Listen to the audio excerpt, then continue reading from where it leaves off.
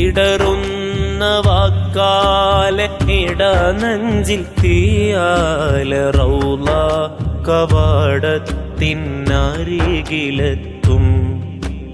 ഇൽമിന്റെ ബഹറില്ല, ഇഷ്കോദാനറിയില്ല, ഖൽബിന്റെ വേദന പറഞ്ഞു തീർക്കും.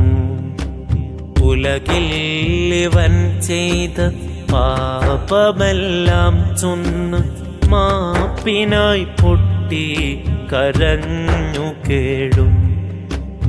ഉലകിൽ ഇവൻ ചെയ്ത പാപമെല്ലാം ചൊന്ന് മാപ്പിനായി പൊട്ടി കരഞ്ഞു കേഴും.